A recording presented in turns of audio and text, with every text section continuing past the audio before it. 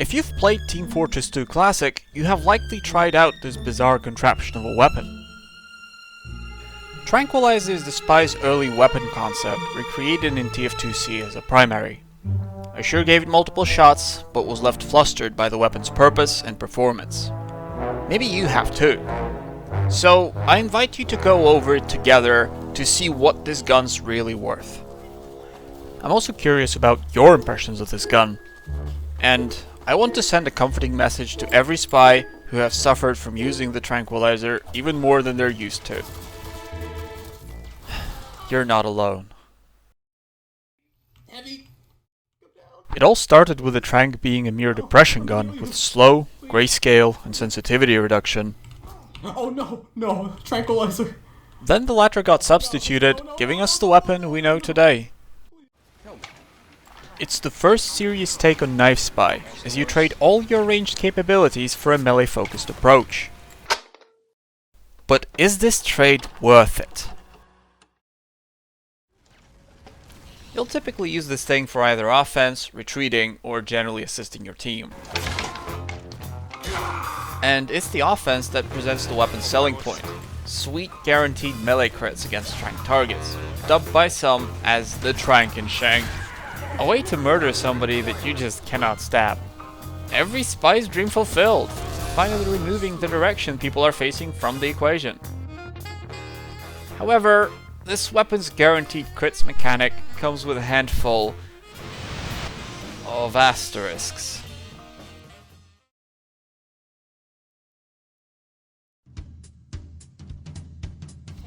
First, you only reliably kill light classes as you do knife crits.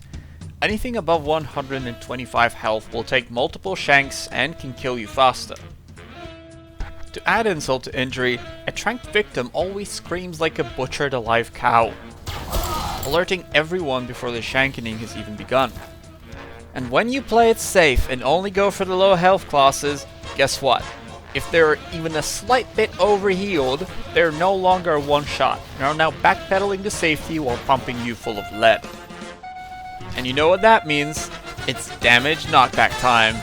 But not just for you. If an enemy gets shanked while jumping, all that Tranq slow can go suck it, as your prey is now damage surfing away on the power of pure spite. Okay. And how can I forget?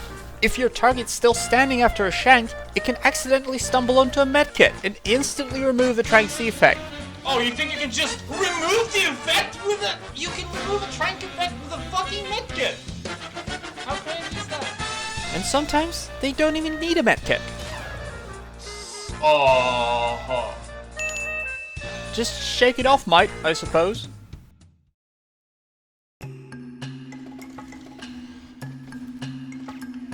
Nevertheless, all those unfortunate scenarios are still hidden behind one thing.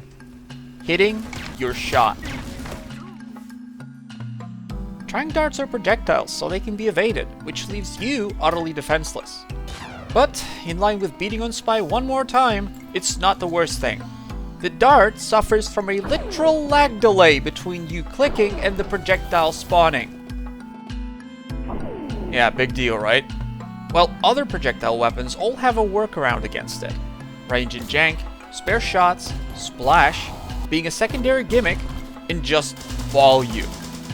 With a Tranq miss though, not only have you just given yourself away, but you're right at the enemy's face, cause it's where its effective range is, and scrambling for your blowgun. Your whole life hinges on a flawed accuracy skill check.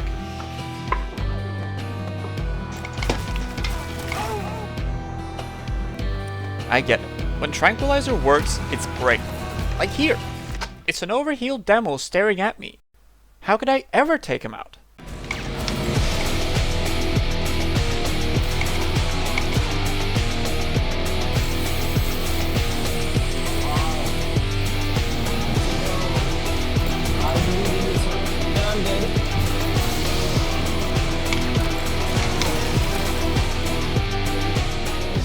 But the moments of Tranq triumph are few in between, and usually result in you killed on the spot.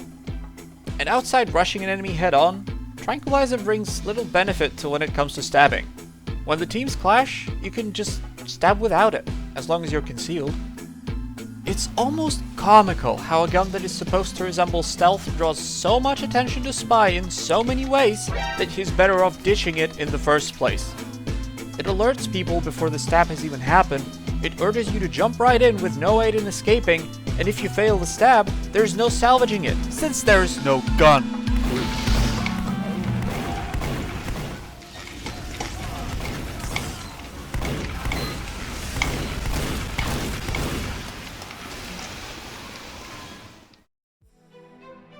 Speaking of which, don't even get me started on all the capabilities you lose by choosing this blowgun. Think about it, you can't speed kill buildings, which is almost a requirement in classic scheme of things. Reliably finish off the wounded. Play at range for chip damage. Use safety of range to stay alive. Burst enemy players close up. Destroy sticky bombs of Demo Man Mercenary from TF2. And possibly more. This here is about half the things that make up Spy. But surely it's due to the Tranquilizer offering new benefits and not just being another revolver. With this weapon, it feels like the developers did not want to play Oppenheimer and settled on something mild with as little OP potential as possible.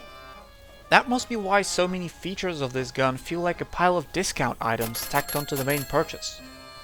Like, we have slow and damage reduction, but it's not that useful for Spy, for he relies on jumping the enemy unawares and not taking any return fire. Then for escape, Spy is usually either way too caught by an enemy for any debuff to save his life, or quick enough to simply vanish using invis. And talking team assistance, getting through all the hassle of appearing right behind you just to hand out potent enough tranks just seems laughable, as is hanging with your front line. And in small skirmishes too, Spy would have been equally more helpful with a gun that could kill people before they got to do any serious damage. Speaking of unhelpful, a colorblind is mostly there for visual effect at this point. And opening enemies for a melee crit is so niche that Spy's teammates only benefit from it by sheer coincidence. Still, one redeeming quality of this weapon is its edge against overextending isolated players. Like you! Ow! Consequently, you become exceptionally good at fighting Spies. They move predictably when disguised, they cannot retaliate if you catch them uncloaking, and even have a trank defect follow them while invisible. And when two Trank Spies meet, there's no backing off. It's a one-hit standoff. One lives, one dies. Even though catching Spies is not your most effective purpose.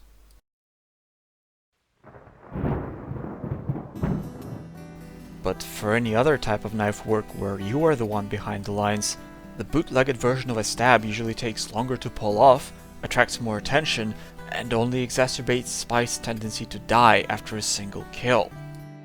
It's a pity really, because at first glance, Trank appears all-encompassing, versatile, just like its wielder. However, unlike Spy and his contribution, using Trank often feels like unnecessary participation. And I think that the reason behind this is what Fishstick on a Stick voiced in his What's Wrong with Spy video. So balancing Spy is incredibly challenging. You either run the risk of making his entire class redundant, or else intensely frustrating to fight. And for Trank, with its janky complexity, the desire to keep it tame seems to have overshadowed the character of the weapon itself. Trank performs well in situations where it's not even necessary in the first place, while limiting your options to a suicidal charge in every other case. It's a survivorship bias turned into a weapon. Shall we? Right.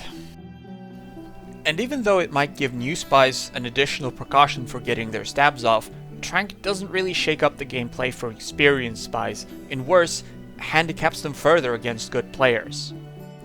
For any serious impact, be it taking out a medic, picking off high-value players, destroying buildings, or disrupting enemies' backlines, it feels better to forgo the Trank entirely.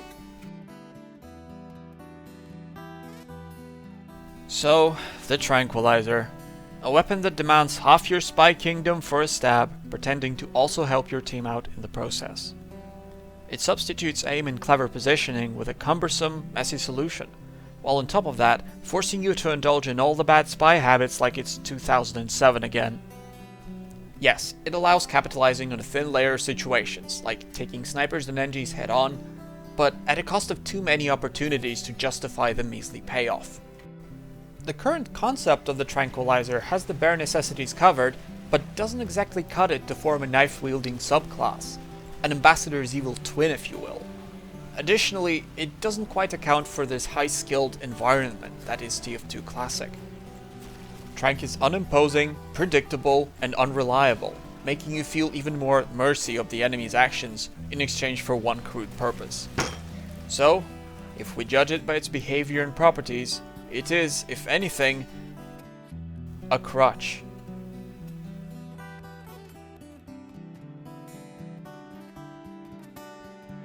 But it holds stellar potential.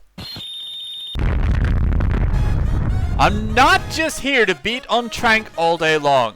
A close-range weapon, synergizing with a knife! That's fun as heck! The main bulk of problems with this gun comes from tougher classes and better players easily shutting it down. You're essentially playing on hard mode by only reserving to loud, telegraphed melee. So why not put a good Frenchman up to snuff if he decides to get his hands dirty? No! God, please, no! No!